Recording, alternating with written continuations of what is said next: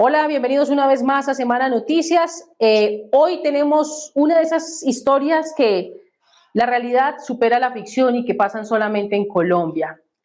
Hemos escuchado durante los últimos días cómo guardias del IMPEC han terminado envueltos en escándalos de corrupción. Y pues, es el que demuestra que un guardia del IMPEC en la cárcel modelo de Cúcuta, que ayudaba a ingresar cocaína y otras sustancias junto con más compañeros, aproximadamente 7, pues terminaron en la cárcel, porque hay pruebas contundentes, videos, grabaciones que demuestran que efectivamente estos guardias están facilitando el ingreso de estas sustancias a las cárceles, a cambio de dinero y de otras prebendas. Lo irónico del asunto es que una vez los captura la fiscalía, están detenidos durante aproximadamente 2 años y por vencimiento de términos quedan en libertad. Por un lado eso indigna, pero no tanto como el saber que aparte de eso, a este mismo guardia lo vuelven a recibir en el IMPEC y ahora custodia a quienes prácticamente serían sus compañeros de celda en algún momento. No abren investigación en el IMPEC y aparte de eso vuelven y lo ponen en el cargo pese a todas las pruebas que hay de que efectivamente ayudaban a ingresar sustancias ilícitas. Hoy nos encontramos con un testigo estrella de este caso. Bienvenido a Semana. Usted ha preferido proteger su identidad por seguridad, ¿no? Sí, señora, sí. Temo por mi vida y la de toda mi familia. Y es que usted como testigo hizo un trabajo bastante arduo para lograr reunir todas las pruebas que demuestran que exactamente qué guardia del IMPEC estaba cometiendo esos actos irregulares. Pues eso fue un grupo de más o menos 6 personas que eran lideradas por un inspector jefe. Y él era el encargado de coordinar todo el ingreso de todo tipo de sustancias y elementos prohibidos a los establecimientos, al establecimiento. ¿Cómo se llama ese jefe al que usted referencia? Es de apellido Araque, Raúl Araque. ¿Y él cómo actuaba? Pues él básicamente facilitaba el ingreso. Él coordinaba con los demás involucrados, los servicios, él mismo ingresaba estupefacientes y demás elementos hacia la parte interna. Él y otras 5 personas, me dice usted, ¿cierto? Sí, sí. Descríbame, por favor, cómo funciona esa red. Exactamente quién le entregaba, por cuánto, cómo los contactaban, cuánto cobraban por este servicio. Cuénteme todo lo que nos ayude a ver y conocer este caso a profundidad. Los funcionarios, los dragoneantes encargados del ingreso y de buscar clientes potenciales, era uno de apellido Castillo, Jaimes, Hernández, Torres. Ellos eran los que coordinaban y buscaban en la parte interna a los clientes y recogían en la parte externa de la cárcel todo tipo de elementos prohibidos, cocaína, marihuana, celulares, cuchillos, ingresaban joyas, dinero. Más o menos como operaban era que el sargento, quien era comandante de la compañía, cuadraba los servicios a su conveniencia para facilitar el ingreso, o sea, que no tuvieran ningún tipo de tropiezo. ¿Qué hacían exactamente para facilitarlo? Como él era el encargado de nombrar a todos los funcionarios para los turnos de garitas, pabellones y demás, él acomodaba a esos funcionarios de tal manera que pudieran entrar sin pasar por los medios de control, ¿sí?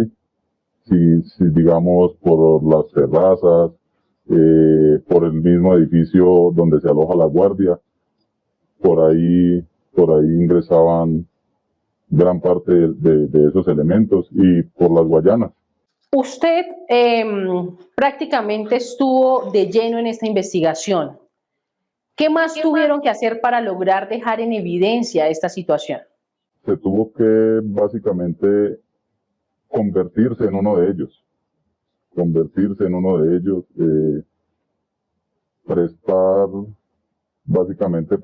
para que ellos hicieran su trabajo y poco a poco irse ganando la confianza.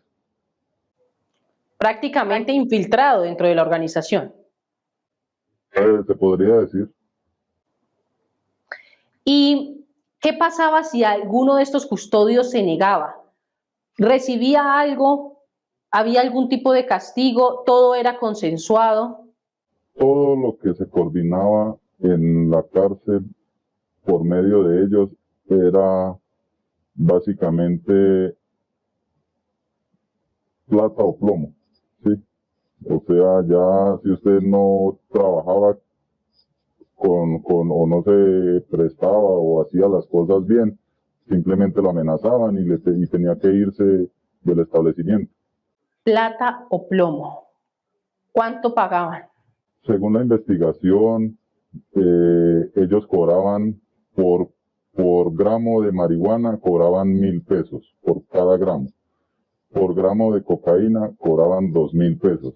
Y se logró establecer que más o menos semanal ingresaban 20 kilos de marihuana y 10 kilos de cocaína. ¿Entre los 6? Sí, exacto. ¿Dónde se lo repartían?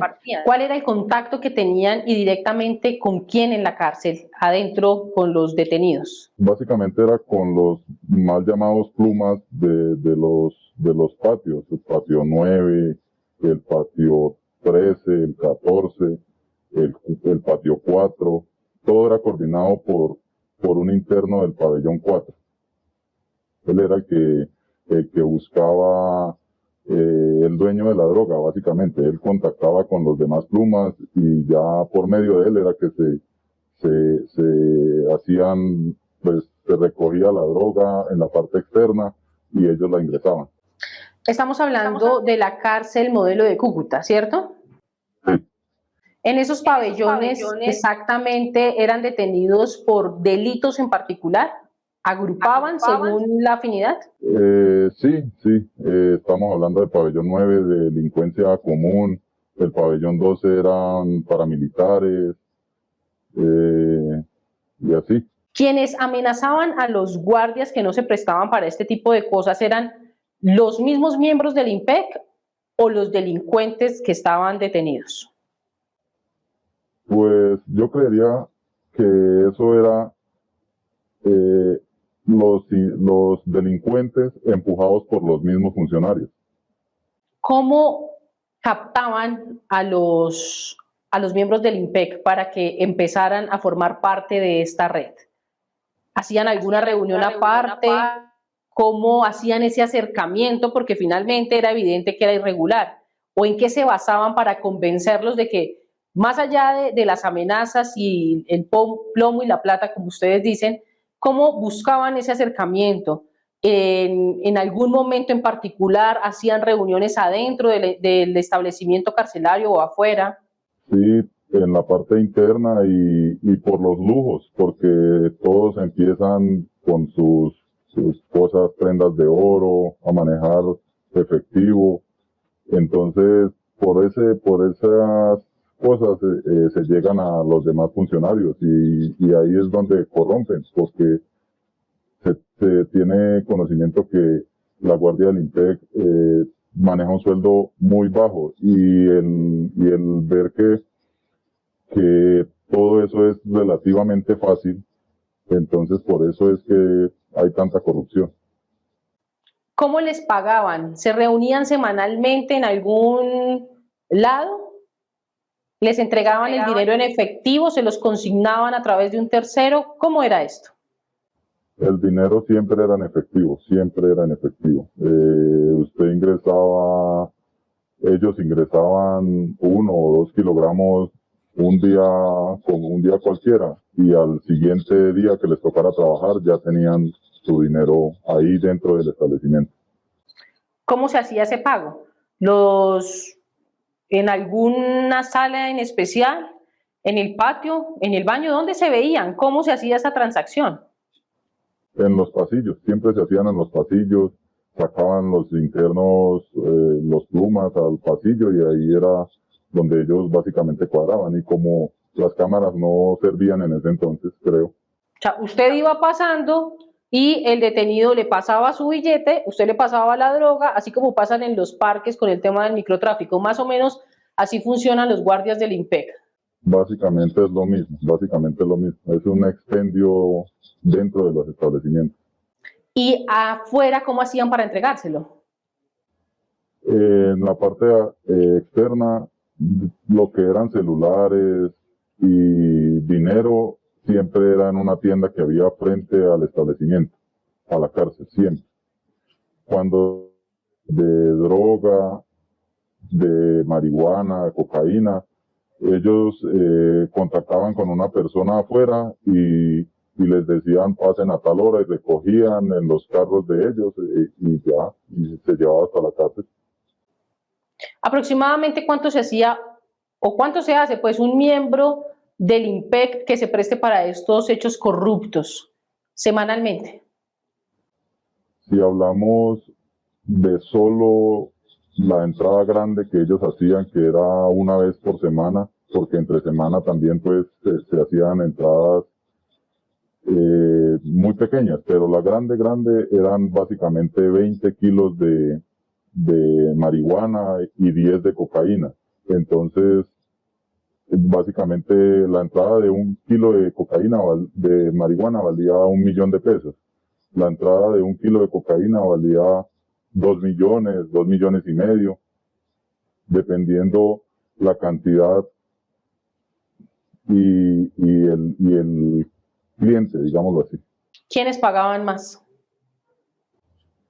Los que hacían por primera vez, los que ya eran clientes fijos, se les dejaba más económica. O sea, para estos guardias no eran reclusos, sino eran clientes. Sí, clientes. ¿Cuántos clientes manejaban? Según la investigación, se manejaban en la parte nueva, en las 2 torres, Torre 1, Torre 2 y UME. En la parte de la cárcel vieja se tenía el pabellón 3, el 4, el 7, el 9. ¿Pero cuántos clientes en total? Pues no tengo la cifra exacta, pero sé que pasa por 18 clientes, porque era son más o menos 24 patios, y de esos solo cuatro patios no trabajaban con ellos, que eran los patios de la guerrilla, que ellos no les compraban eso. Cuando usted me dice que todo se arreglaba afuera en la tienda para poder entrar los paquetes, nárreme, descríbame cómo hacían para entrarlo. ¿Los camuflaban en algún lado? Porque me imagino hay diferentes modalidades, ¿no? Entonces ustedes no revisaban a quienes iban a entrar, o ustedes mismos entraban con la mercancía. Salían a la tienda, recogían, digamos, los celulares, todo más se hacía en la noche. Entonces, en la noche básicamente no se requisaba en la puerta de información, entonces ingresaban y llegaban hasta el alojamiento donde el sargento vivía, y ahí era donde se cuadraba a qué horas lo iban a ingresar, qué tanta cantidad se iba a ingresar esa noche, y así. Es decir, pasaban sin que los revisaran. Sí. ¿Qué fue lo que más le impactó durante el tiempo en el que usted estuvo allí como encubierto? La facilidad con que ellos trabajaban y la frialdad con la que se movían. ¿A qué se refiere con frialdad? Pues que a ellos no les importaba tener que mandar a amenazar a otros funcionarios, amenazar internos, así. Esa era una guerra que había por el poder del ingreso de esa sustancia. Solamente el fuerte era el tema del narcotráfico, del microtráfico. ¿Eso era lo que más les rentaba? Dentro de la cárcel sí, el microtráfico, pero la investigación llevó a que se coordinaron homicidios, se coordinaban hurtos, también transporte de droga en un vehículo, el cual fue aprehendido en Pamplona, que llevaba harta cantidad de droga. Todo eso se dio por los informantes que tenía la fiscalía. ¿Alguno de esos homicidios se dio dentro del establecimiento carcelario o se coordinaban allí y se cometían afuera? Sí, todos se hacían, era en la parte de afuera, dentro de los establecimientos, ¿no? Dentro de la cárcel nunca hubo un homicidio así como por eso, no. Pero sí. ¿Qué papel tenía el guardia afuera? O sea, cuando dice que se coordinaba exactamente, ¿cuál era el papel del funcionario del IMPEC? Pues ellos, al momento de salir los internos, ellos más o menos decían quién era el interno, dónde vivía, facilitaban las cosas. O sea, asesinaban a quienes habían estado detenidos, salían con alguna rencilla de los que ustedes llaman los plumas, y a ellos eran los que asesinaban posteriormente. Sí, está el caso de un interno que le decían el Marrano, que fue asesinado porque era pluma del 24A y creo que por unas deudas o por poder en ese pabellón lo mandaron a asesinar. ¿Y los guardias del IMPEC fueron facilitadores de eso? Sí, algunos. ¿Cuántos? 2. ¿Esos 2 están detenidos o siguen trabajando al interior del IMPEC? Uno trabajando, otro detenido. ¿Por qué está trabajando el que está trabajando? ¿Nunca lo capturaron? Pues según tengo entendido, sí, se capturó el día que se hizo el operativo, pero salió por vencimiento de términos hasta donde sé y está trabajando normal. El IMPEC no hizo nada. 2 años y medio y el IMPEC no abrió una sola investigación. ¿Y ustedes recopilaron suficientes pruebas? Dígame, esta persona que hoy está trabajando, exactamente qué más hizo, que quedó evidenciado en el material probatorio que fue suministrado a la Fiscalía. Él ingresaba droga a la cárcel nueva y quedó evidenciado, quedó en videos, en chat, y el IMPEC no hizo nada, simplemente esperó a que la Fiscalía investigara, no se dedicó a investigar por aparte. ¿Qué decían cada vez que llegaba una de estas denuncias a la dirección del IMPEC, a la dirección de la cárcel? Caso omiso. Nada, absolutamente nada. Les decían que prácticamente estaban haciendo fiestas al interior de la cárcel en sus narices y nunca hicieron nada. Hicieron nada, nunca hicieron nada, porque por el miedo, básicamente es por el miedo, o en ese entonces había un teniente que también trabajaba con ellos, que hoy goza de su buen retiro, irónicamente, y no hacían nada, allá el malo es el que denuncia. Este funcionario estuvo detenido, ¿en dónde? Creo que en la cárcel de Bucaramanga. ¿Y ahora dónde trabaja? Ahí en Bucaramanga. En la misma cárcel. ¿Usted cree que él, usted que lo conoció, que estuvo de cerca trabajando con él, cree que fue que cambió y por eso tiene la moral de estar precisamente trabajando en el mismo punto donde él estuvo detenido y sin ningún tipo de sanción? Aclaramos, ¿no? Él no salió en libertad porque haya sido declarado inocente ni culpable, Salió es porque se le vencieron los términos, pero hay pruebas contundentes en las que se evidencia que él está negociando con sustancias ilícitas al interior de la cárcel y aún portando el uniforme. Yo creo que el que se enseña esa vida nunca cambia. El que se enseña la plata fácil nunca cambia. ¿En qué falla el IMPEC? En las investigaciones. El IMPEC básicamente no investiga, no sanciona, se demoran 3, 4 años en abrir una investigación y eso, en eso falla el IMPEC. Ustedes también, dentro de esa organización en la que usted estuvo infiltrado, ¿sabe si efectivamente ellos también facilitaban la salida de internos? No, la salida no, porque eso no era competencia directa de ellos. Que yo haya tenido conocimiento, no. Lo que sí sé es que se entraba licor, se entraba droga, los fines de semana ellos rifaban prostitutas, rifaban alcohol, y así. ¿Cómo era el tema de la rifa de las prostitutas? Ellos compraban un cartón de rifa y vendían por todos los patios una prostituta y un litro de aguardiente o un litro de ron que jugaba un día determinado.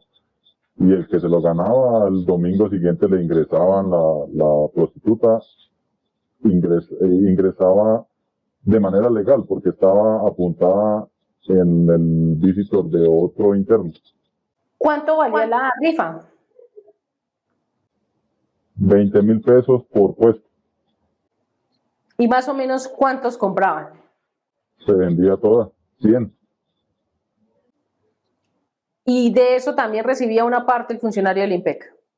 Sí, la rifa la hacía el funcionario, la rifa la hacían ellos, los funcionarios, y solo le pagaban la prostituta, solo le pagaban a ella lo que ella cobraba y ya, el resto era para ellos, pero tampoco pues era mucho porque eran mujeres venezolanas y cobraban 100,000, 200,000 pesos por ingresar a una cárcel. Se vendía la rifa completa, se vendía de lunes a sábado, jugaba el sábado en la noche y al otro día, el domingo de visita, ingresaban ese sábado en la noche ingresaban el trago que rifaron y al otro día se entregaba el premio, digámoslo así, el premio.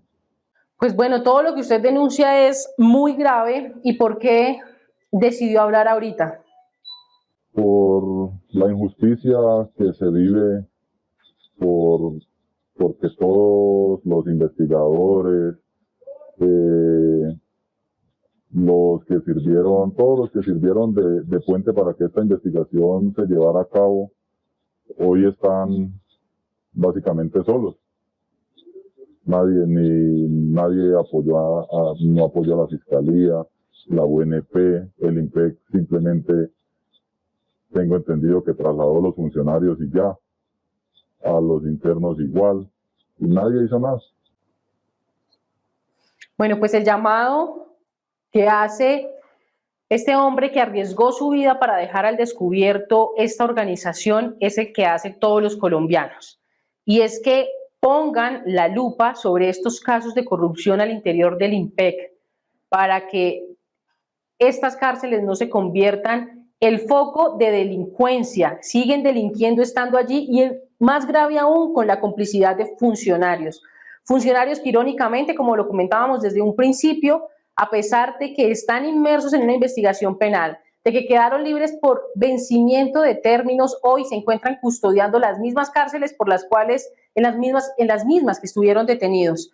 Entonces, nosotros en Semana seguiremos atentos a esta investigación, esperando que el IMPEC responda por estos hechos y tome cartas en el asunto, porque entonces, ¿en manos de quién está la seguridad? Muchas gracias a usted por su tiempo. Gracias por permitirnos dar esta entrevista. También que estamos a la merced de los delincuentes, que pedimos ayuda, pedimos que no nos dejen solos, porque los malos son otros. Para finalizar, recuérdeme el nombre del funcionario que usted me dice quedó en libertad y hoy está trabajando, a pesar de todas las pruebas que usted mismo consiguió. Es de apellido Hernández Alarcón, si no estoy mal. Bueno, pues muchas gracias por su tiempo, por contarnos la realidad que tristemente se vive al interior de las cárceles con la complicidad de funcionarios del IMPEC y que lamentablemente no ha pasado nada en manos de la justicia y de las mismas entidades que tienen que llevar el control al interior de la institución. Y a ustedes, muchas gracias por estar siempre conectados con Semana TV. Buena tarde.